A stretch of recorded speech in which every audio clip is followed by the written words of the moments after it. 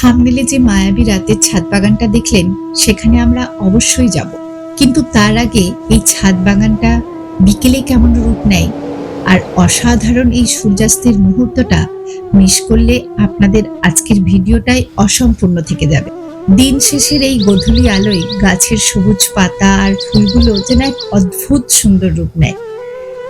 এই সুন্দর বিকেল পেরিয়ে কিভাবে আমার ছাদ বাগান রাতের আলোয় সেজে উঠছে সেটাই আজকে আপনাদের দেখাবো।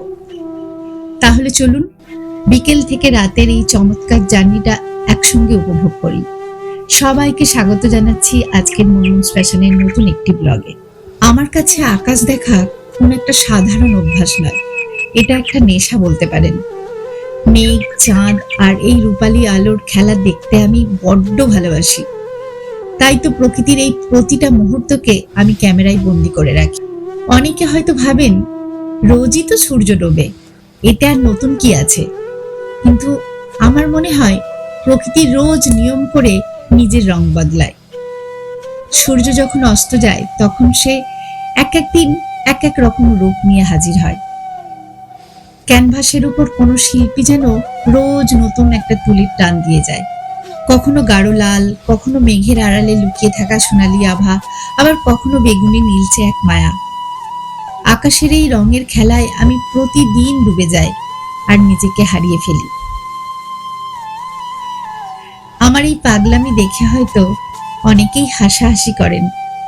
তারা হয়তো ভাবেন একটা সাধারণ আকাশের মধ্যে কি এমন আছে যার জন্য প্রতিদিন এভাবে মোবাইল নিয়ে দাঁড়িয়ে থাকতে হবে, কেন এত পাগলামি। আসলে তারা হয়তো বোঝেন না আমি আসলে এই নির্ভেজাল প্রকৃতিকে ভালোবাসি। এই যান্ত্রিক শহরের কোলাহল থেকে দূরে ছাদ বাগানের এক কোণে দাঁড়িয়ে যখন আমি এই প্রকৃতির রূপ বদলানো দেখি, তখন মনটা একটা অদ্ভুত শান্তিতে ভরে ওঠে।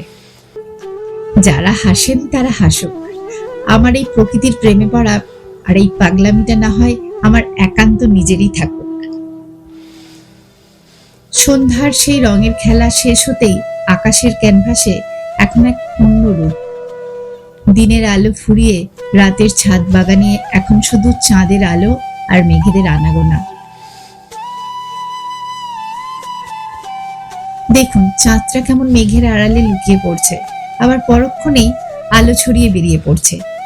মেঘ আর চাঁদের এই লুকোচুরি খেলা দেখতে দেখতে কখন যে সময়টা কেটে যায় আমি নিজেই টের পাই না। এই রাতের বেলায় আমার ছাদ বাগানের পরিবেশটা একদম শান্ত আর স্নিগ্ধ হয়ে ওঠে। সারাদিনের সব ক্লান্তি যেন এক নিমেষে হাওয়া হয়ে যায়।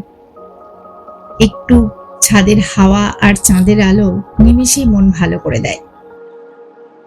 দিনের বেলার ব্যস্ত বাগানটা রাতে কতটা শান্ত আর স্নিগ্ধ হয়ে যায় তা না দেখলে বিশ্বাস করা যায় না।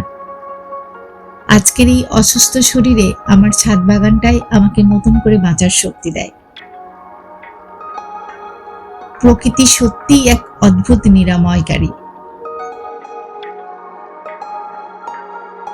প্রকৃতির এই রূপ আপনাদের কেমন লাগলো কমেন্টে জানাবেন। আর আমার মতো আকাশ বা প্রকৃতিকে কারা ভালোবাসেন তারাও কিন্তু কমেন্ট করতে ভুলবেন না। আজকের ব্লগটা এখানেই শেষ করছি। যারা প্রকৃতি ভালোবাসেন আমার সারান্ডা কিরিবুরু ব্লগটা দেখতে পারেন, আশা করি ভালো লাগবে। সবাই ভালো থাকবেন, সুস্থ থাকবেন। দেখা হবে পরবর্তী সারান্ডা ট্যুরের সেকেন্ড পার্টে। ভালো থাকুন, প্রকৃতির সাথে থাকুন।